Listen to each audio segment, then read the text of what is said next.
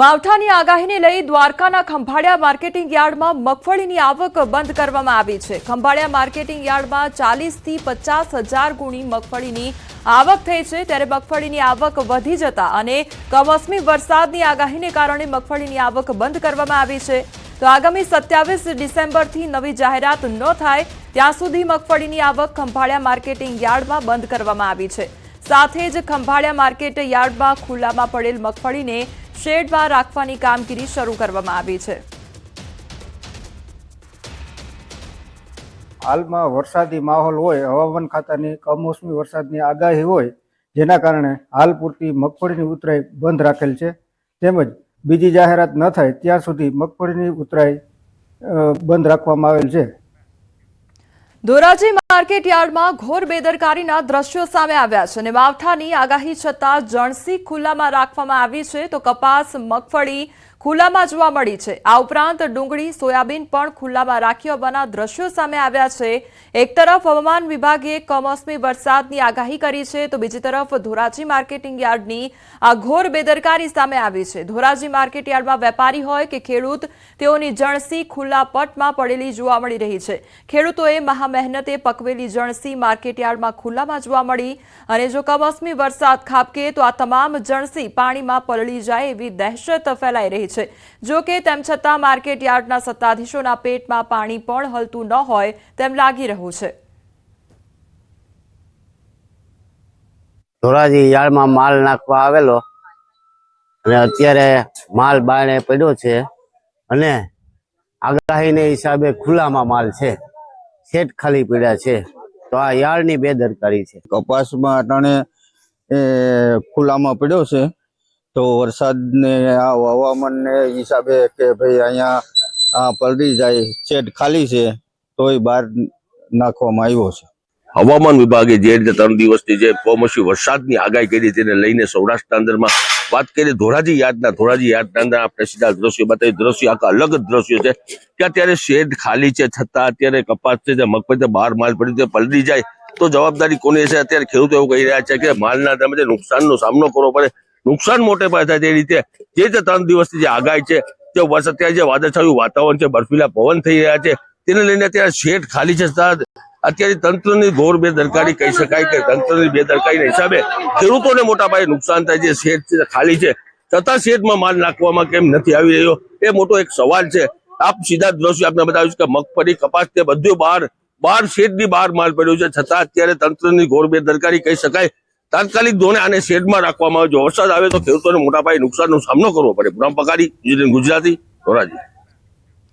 હવામાન વિભાગ દ્વારા ડિસેમ્બર મહિનામાં કમોસમી વરસાદની આગાહી કરવામાં આવી છે, જેને લઈ રાજકોટ માર્કેટિંગ યાર્ડમાં મોટાભાગનો માલ શેડમાં રાખવામાં આવ્યો હોવાનું સામે આવ્યું છે। આ સાથે જ ખેડૂતોને પણ મેસેજ દ્વારા જાણ કરવામાં આવી છે કે માલ સાચવીને રાખે અને જરૂર ન હોય તો માર્કેટમાં માલ લઈને હાલ ન આવે। રાજકોટ માર્કેટિંગ યાર્ડ દ્વારા ખેડૂતોને મેસેજ દ્વારા જાણ કરવામાં આવે છે। રોજે રોજ જણસી મંગાવી અને સવારના ટાઈમે આ જણસીની આવક કરાવી અને બપોર થાય કે એમની હરાજી પતી જાય અને નિકાલ થાય એવી વ્યવસ્થા ગોઠવેલ છે। આ 2-3 દિવસ જરૂરિયાત હોય એવા જ ખેડૂતો યાર્ડમાં માલ વેચવા આવે અને જે રીતે યાર્ડ મેસેજ દ્વારા માલ મંગાવે એ રીતે માલ લઈને આવે। એક તરફ માવઠાની આગાહી કરવામાં આવી છે અને સૂચના છતાં પણ ગંભીર બેદરકારી સામે આવી છે। અરવલ્લીના ભિલોડા માર્કેટ યાર્ડની બેદરકારી સામે આવી છે અને જેના કારણે પાકને નુકસાન થઈ રહ્યું છે। સૂચના છતાં ખુલ્લામાં કૃષિ પાક પડી રહ્યો હતો અને ખુલ્લામાં પડેલા કપાસ, મગફળીના પાકને નુકસાન જવાની ભીતિ સેવાઈ રહી છે। ભિલોડા યાર્ડમાં ખુલ્લામાં પડેલો તૈયાર પાક પલળી ગયો અને ખુલ્લામાં પડેલા કપાસ, મગફળીના પાકને નુકસાન વેઠવાનો વારો આવ્યો છે। આજે વહેલી સવારે પડેલા માવઠા બાદ કૃષિ પાકમાં નુકસાનની ભીતિ સેવાઈ રહી છે। રાત્રે કમોસમી વરસાદ આવવાથી ભારે મગફળી પલળી ગઈ, પછી બાજુમાં કપાસ પલળી ગયો અને ભારે નુકસાન થઈ ગયું છે। 5 લાખનું નુકસાન થઈ ગયું છે। માવઠા વચ્ચે ટેકાના ભાવે મગફળી ખરીદી કરવામાં આવી રહી છે ત્યારે બનાસકાંઠાના ધાનેરામાં ખેડૂતોની કતાર લાગી છે। મગફળી વેચવા ખેડૂતો ટ્રેક્ટરો સાથે કતારમાં જોડાયા છે। ધાનેરા તાલુકા સંઘ બહાર ટ્રેક્ટરોની લાંબી કતાર જોવા મળી રહી છે। કમોસમી વરસાદ વચ્ચે ખેડૂતોની હાલત જુઓ। ઉત્તર ગુજરાતમાં જ માવઠાની સૌથી વધુ અસર છે અને વાદળછાયા વાતાવરણ વચ્ચે પણ ખેડૂતો પોતાના માલ લઈને તાલુકા સંઘના ગોડાઉન ખાતે પહોંચી ગયા છે। ટોકન સિસ્ટમથી મગફળીની ખરીદી થતી હોવાથી ખેડૂતોએ કતારો લગાવી છે। એક તરફ વાતાવરણમાં પલટો તો બીજી તરફ ખેડૂતો પોતાની મગફળી ભરાવવા માટે મજબૂર બન્યા છે।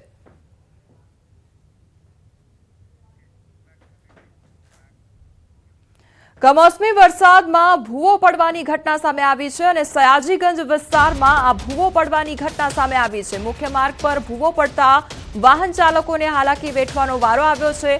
થોડા દિવસ પહેલા રેસકોર્સ વિસ્તારમાં પણ 2 ભૂવા પડ્યા હતા અને શહેરમાં વગર ચોમાસે ભૂવા પડી રહ્યા છે, જેના કારણે લોકોને હાલાકી વેઠવાનો વારો આવ્યો છે।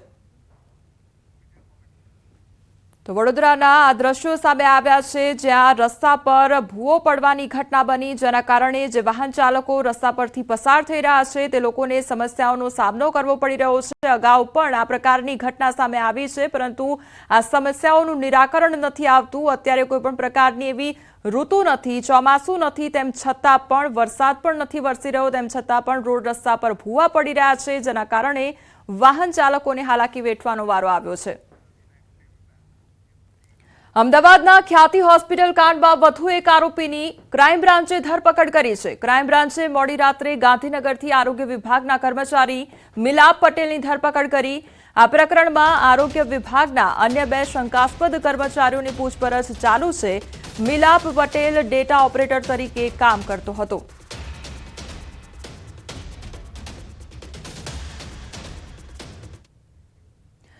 તો અમદાવાદમાં જે કાંકરિયા કાર્નિવલ થાય છે તે કાંકરિયા કાર્નિવલ હવે સંપૂર્ણપણે રદ કરવામાં આવ્યું છે। મનમોહનસિંહના નિધનને લઈ એએમસી દ્વારા આ મહત્વનો નિર્ણય કરવામાં આવ્યો છે। કાંકરિયા કાર્નિવલ સંપૂર્ણપણે રદ કરવામાં આવ્યું છે। પૂર્વ પીએમ મનમોહનસિંહને એએમસી શ્રદ્ધાંજલિ આપશે અને કાંકરિયા લેકફ્રન્ટ પરિસર ખાતે વિનામૂલ્ય પ્રવેશ ચાલુ રહેશે।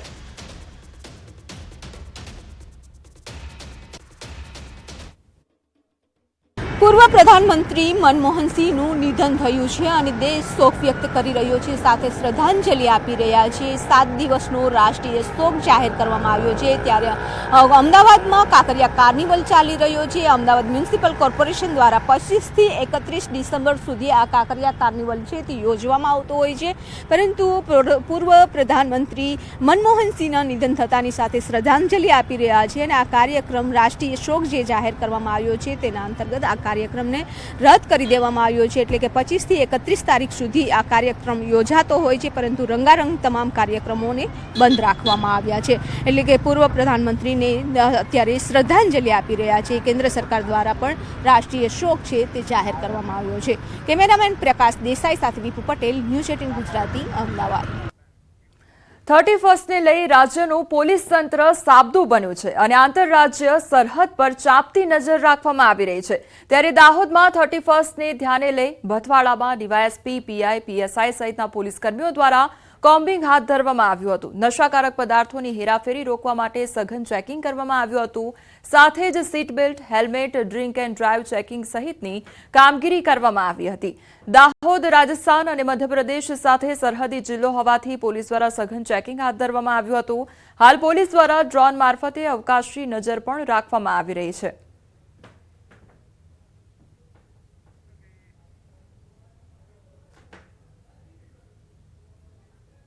દાહોદ જિલ્લાની તમામ ચેકપોસ્ટો રાઉન્ડ ધ ક્લોક વાહન ચેકિંગ શરૂ કરેલું છે, જેમાં કારણ કે આપણો દાહોદ જિલ્લો રાજસ્થાન અને મધ્યપ્રદેશને અડીને આવેલો છે અને આ સરહદોમાંથી ગેરકાયદેસર રીતે દારૂ કે નશાકારક પદાર્થોનું હેરાફેરી થતી હોવાનું જોવામાં ભૂતકાળમાં આવેલું છે, જેના કારણે રાઉન્ડ ધ ક્લોક આ વાહન ચેકિંગની પ્રક્રિયા ચાલુ કરવામાં આવેલી છે। સુરેન્દ્રનગરના નાની મોલડી ગામની સીમમાંથી વિદેશી દારૂના જથ્થા સાથે 90 લાખથી વધુનો મુદ્દામાલ જપ્ત કરવામાં આવ્યો છે। 31ને લઈ પોલીસ તંત્ર ચાંપતી નજર રાખી રહ્યું છે। ત્યારે ચોટીલા પોલીસે નાની મોલડી ગામની સીમમાં પંજાબથી લવાયેલો દારૂનો જથ્થો જપ્ત કર્યો છે। 31 ડિસેમ્બરની ઉજવણી માટે ખાંભડાના મનુ ખાચર નામના બુટલેગરે દારૂનો જથ્થો મંગાવ્યો હોવાનું ખુલ્યું છે. હાલ પોલીસના દરોડામાં બુટલેગર સહિતના આરોપી ફરાર થયા છે. ત્યારે કિશોર પોલીસની પકડમાં આવ્યો છે. પોલીસે દારૂનો જથ્થો અને બોલેરો ગાડી સહિત 90 લાખથી વધુનો મુદ્દામાલ ઝડપી આગળની કાર્યવાહી હાથ ધરી છે. રાજકોટ અને કાલાવાડ રોડ પર સ્કૂલ બસે અકસ્માત સર્જ્યો અને ઇનોવેટિવ સ્કૂલની બસ ઝાડ અને થાંભલા સાથે અથડાઈ ગઈ. કણકોટના પાટિયા નજીક વહેલી સવારે આ ઘટના બની હતી. તો ડ્રાઈવરે સ્ટીયરિંગ પરથી કાબુ ગુમાવતા બનાવ બન્યો હતો. 3 બાળકો અને એક મહિલાને સામાન્ય ઈજા પહોંચી અને અકસ્માતને કારણે થોડા સમય માટે ટ્રાફિક જામ પણ સર્જાયો હતો. તો આ તરફ સ્કૂલ ડાયરેક્ટર વિવેક સિંહાડનું નિવેદન પણ સામે આવ્યું છે. ડ્રાઈવરને સવારે બ્લેકઆઉટ થવાથી આખી ઘટના બની અને સ્કૂલ બસ ઉપર કાબુ ગુમાવતા અકસ્માત સર્જાયો. તો કોઈ બાળક ગંભીર ઇજાગ્રસ્ત નથી. બસ ચાલકની મેડિકલ તપાસ થશે તેવું પણ કહેવામાં આવ્યું છે. બસ ચાલક જવાબદાર જણાશે તો કાર્યવાહી પણ કરવામાં આવશે તેવું પણ કહ્યું છે. 8 નંબરની બસ સ્કૂલે આવતી હોય ત્યારે ડ્રાઈવરને અચાનક ચક્કર આવ્યા અને બ્લેકઆઉટ જેવું થઈ ગયું અને ડ્રાઈવરના કહેવા મુજબ ગાડી એક સાઈડ રેલાઈ ગઈ અને એક ટ્રી ઝાડની અંદર થાંભલાની અંદર ગાડી અથડાઈ ગઈ. રાજકોટમાં કન્ટેનરની અડફેટે વિદ્યાર્થીનું મોત નીપજ્યું છે. આજી ડેમ ચોકડી નજીક માર્કેટિંગ યાર્ડ સર્વિસ રોડ પર કન્ટેનર ચાલક વિદ્યાર્થીની માટે કાળ બન્યો હતો. કન્ટેનર ચાલકે યાર્ડ નજીક આવેલી સ્કૂલથી વિદ્યાર્થીની ઘરે આવતી હતી અને આ દરમિયાન વિદ્યાર્થીનીને ટક્કર મારતા સારવાર દરમિયાન અનુપ્રિયા પ્રિયાંશી નામની વિદ્યાર્થીનીનું મોત નીપજ્યું છે.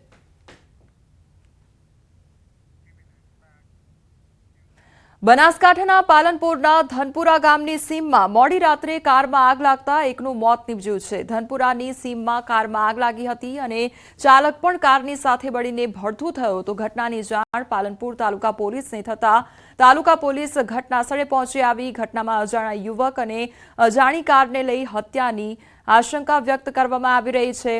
તો મૃતક કાર ચાલક કોણ છે તેને લઈને પણ પોલીસ દ્વારા તપાસ હાથ ધરવામાં આવી છે.